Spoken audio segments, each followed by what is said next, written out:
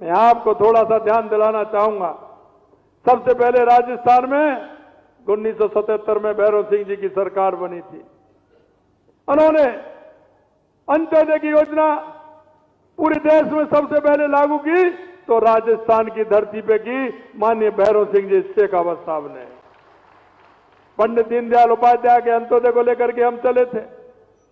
उन्होंने काम के बदले अन्न योजना, मेरे सामने मेरे बुजुर्ग बैठे हैं, उनको ध्यान होगा 77 में काम के बदले अन्न योजना चली थी।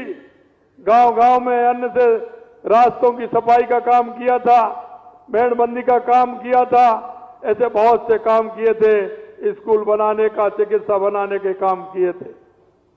मैं आपको याद दिलाना चाहता हूं, जब कोई जनप्रतिनिधि सुनता था, एक डेपुटेशन आता था, गांव के लोग आते थे, वहां के सरपंच से लेकर के वहां के प्रमुख लोग आते थे।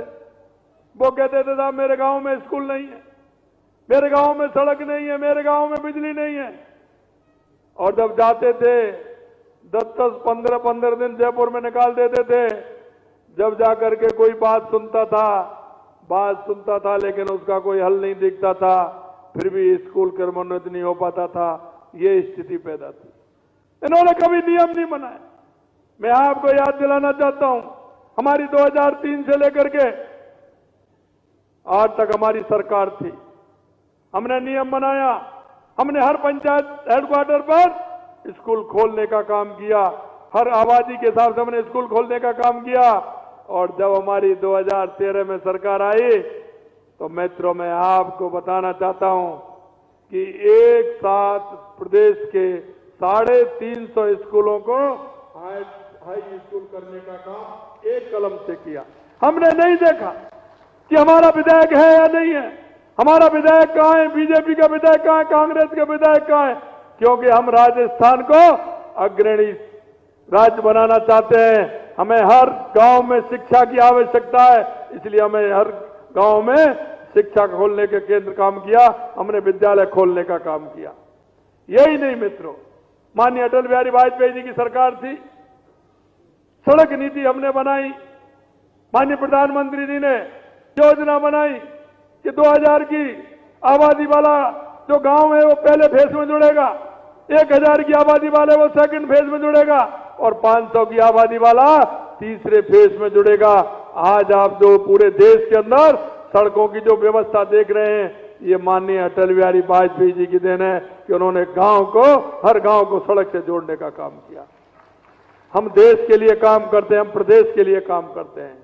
अभी आपने देखा होगा लगातार हमारी सरकार ने काम किया। माननीय 2014 के बाद में माननीय यशस्वी प्रधानमंत्री नरेंद्र मोदी जी के नेतृत्व में गरीब कल्याण की योजना, एक एक योजना गांव में गरीब किस तरह से पहुंच रही है। कांग्रेस के लोग कहते थे हम 1 रुपया भेजते हैं 15 पैसे पहुंचता है।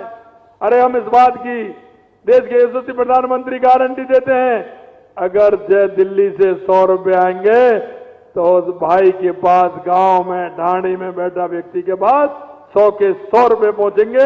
ये हमने वायदा किया था। यही नहीं मित्रों, आप 2014 के बाद गरीब की कल्पना बदलने का काम माननीय यशस्वी प्रधानमंत्री नरेंद्र मोदी जी ने किया है। आज माता बहनें को अगर सम्मान देने का काम किया तो देश के यशस्वी प्रधानमंत्री नरेंद्र मोदी जी ने किया है। आज हम देखते हैं माता बहनें शौच के लिए गांव से निकलती थी, अंधेरे में जाती थी, अंधेरे का इंतजार करती थी, कितनी पीड़ा होती थी, किसी ने देखा था क्या? लेकिन देश के यशस्वी प्रधानमंत्री नरेंद्र मोदी जी ने देखा और घर घर शौचालय बनाने का काम किया तो यशस्वी प्रधानमंत्री नरेंद्र मोदी जी ने किया। यही नहीं मित्रों, हम आप सब गांव में रहते हैं, गांव की स्थिति हम जानते हैं, गांव की स्थिति हमने देखी है। बारिश का समय होता था, माता बहनें ईंधन को सुरक्षित स्थान पर रखती थी। अगर कोई मेहमान आ जाता था तो कहती थी ये तो चूल्हा जलाना पड़ेगा, कितनी फूंक उसमें देती थी, फूंकनी से जब जलाती थी हाथों में तो जाता था, फेफड़ों में तो धुआं जाता था, आंखों में भी जाता था, अंधी होने का डर भी होता था, फेफड़े से खांसी और दिक्कतें होती थी। लेकिन देश के यशस्वी प्रधानमंत्री नरेंद्र मोदी जी ने उज्ज्वला के माध्यम से माता बहनों को गैस का सिलेंडर दे करके उनको सम्मान देने का काम किया है। यही नहीं मित्रों, मैं इस तरह की योजना, काफी योजना है, जनधन के खाते खुलवाना, यह बहुत बड़ा काम। अगर प्रधानमंत्री आवास योजना है, वो भी बहनों के नाम देने का काम किया।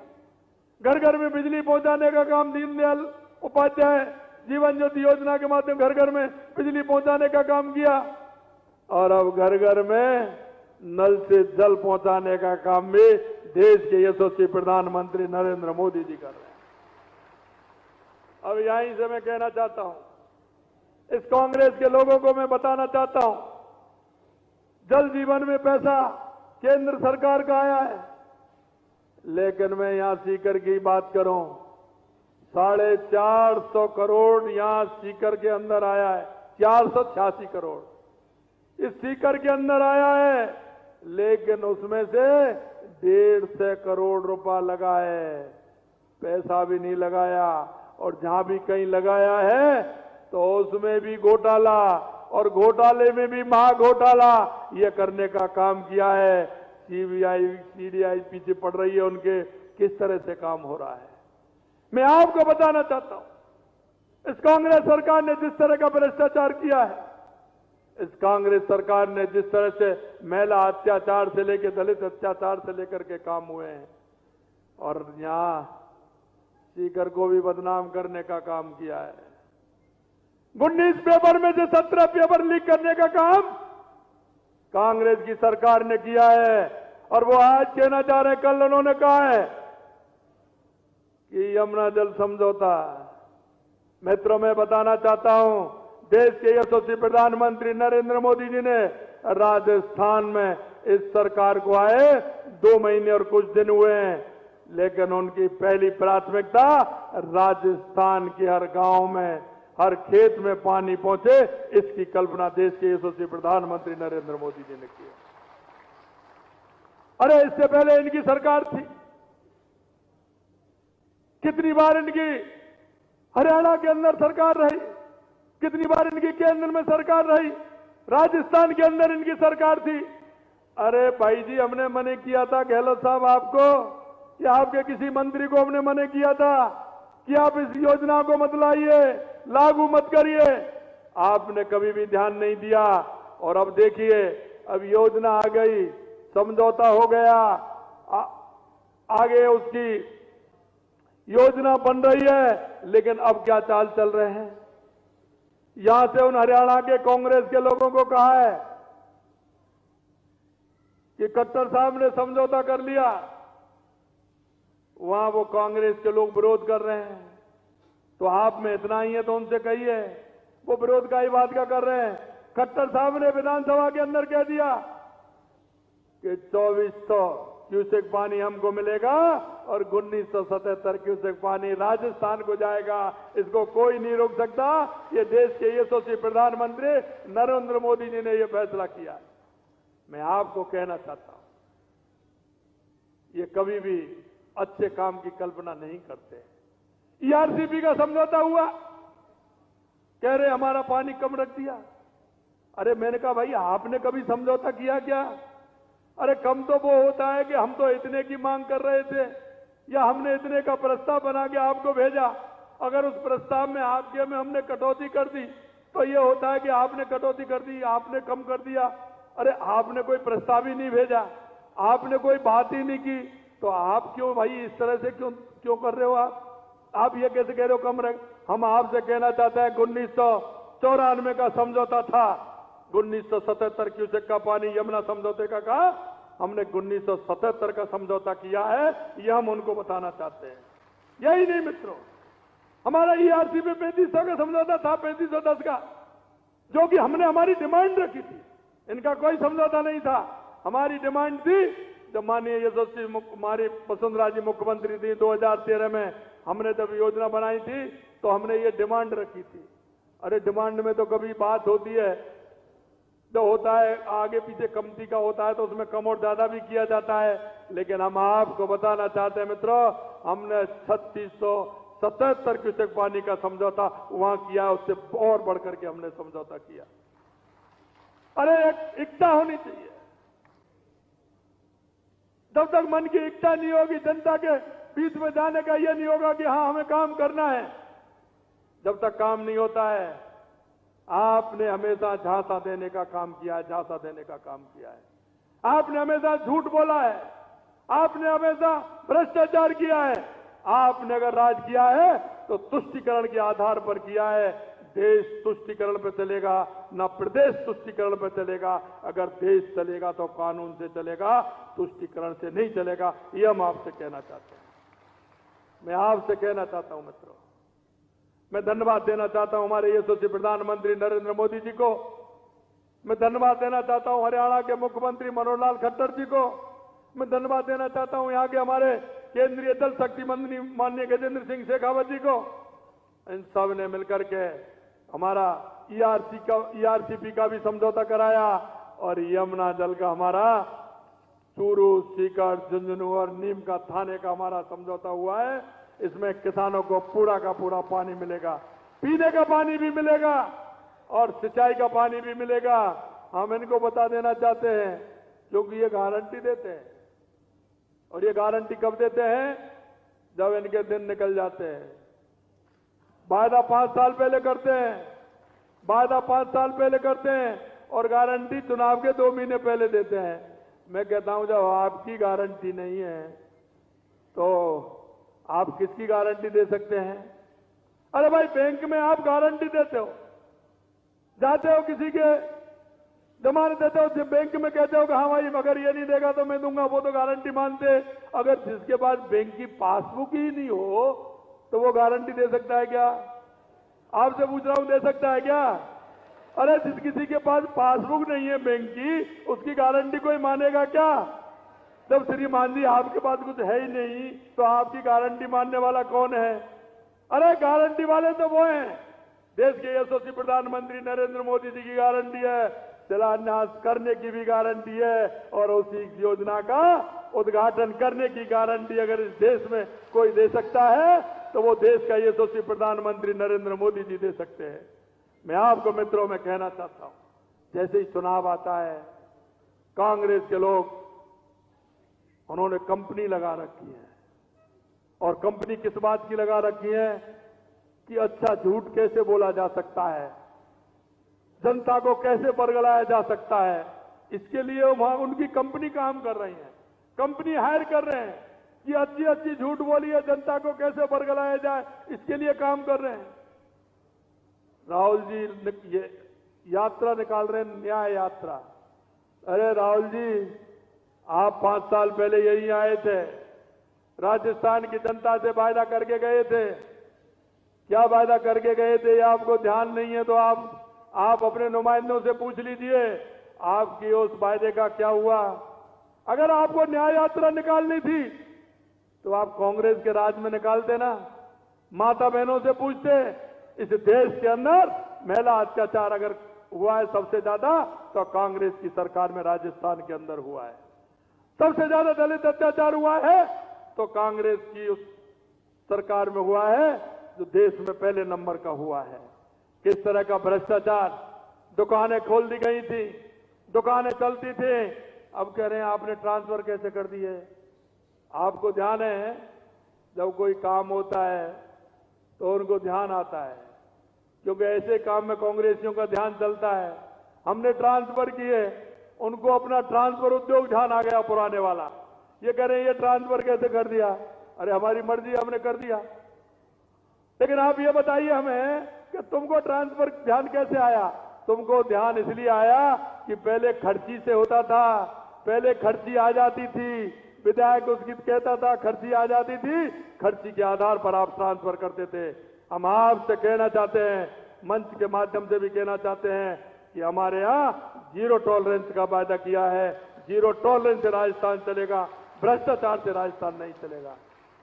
मित्रों, मैं आज कहना चाहता हूं,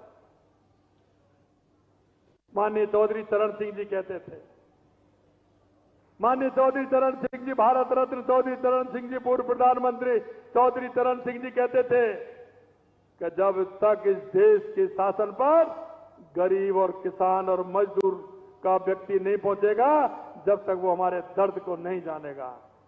मैं आपसे कहना चाहता हूं, उसी गरीबी से निकले हुए हमारे देश के यशस्वी प्रधानमंत्री नरेंद्र मोदी जी पहुंचे। वो एक एक दर्द को जानते हैं, जनता के एक एक दर्द को जानते हैं, गरीब के एक एक दर्द को जानते हैं। उन्होंने देखा है और इसलिए वो माता बहनों के दर्द को जानते हैं। इसलिए घर में जल किस तरह से पहुंचे, नल से जल, उस दर्द को जानते हैं। उन्होंने देखा है एक एक बाल्टी के लिए लाइन लगानी पड़ती थी। माता बहनें सर पर वजन रख करके पानी मटका लेकर के आती थी। उन्होंने उस दर्द को देखा है। उन्होंने उस दर्द को भी देखा है कि वो दीपक जलाते थे, मिट्टी का तेल डालते थे, उसमें बाती डालते थे, शीशी का बनाते थे तो कभी किसी का बनाते थे और जला के घर में उजाला करते थे। इसलिए उनको ध्यान है। इसलिए हर घर में कहते हैं ना, हर घर में लट्टू हो, ये सपना किसका है? देश के प्रधानमंत्री नरेंद्र मोदी जी का है। मित्रों, किसी ने सही कहा है, जिसकी नहीं फटी विवाही वो क्या जाने पीर पर आई। उसको पता नहीं है, वो लोग जानते नहीं है। अगर मैंने कहा कि अगर गरीब के दर्द को आप जानोगे, क्योंकि मुर्गी के लिए तकुआ का घाव बहुत बड़ा होता है, तकुआ का घाव बहुत बड़ा होता है। अगर मेरे गरीब की बात सुनोगे, अगर मेरे गरीब के आपको 100 से 500 रुपए ऐसे लगते होंगे, लेकिन गरीब के लिए 100 रुपए अगर बचेंगे तो उसके घर में सब्जी बनेगी, उसके घर में खाना बनेगा, उसके घर में दाल बनेगी, उसके घर में पकवान बनेंगे। लेकिन अगर गरीब के 100 रुपए लौटने की कोशिश करोगे तो उस गरीब के घर में मातम बनेगा। ये आप नहीं जानते, क्योंकि कांग्रेस के लोगों को तो हरे में फूटी है, उनकी हरे में फूटी है। इसलिए मैं मित्रों आपसे निवेदन करना चाहता हूं, अगर कोई किसान का, मजदूर का अगर कोई भला कर सकता है तो देश के यशस्वी प्रधानमंत्री नरेंद्र मोदी जी कर सकते हैं और भारतीय जनता पार्टी की सरकारें कर सकती है।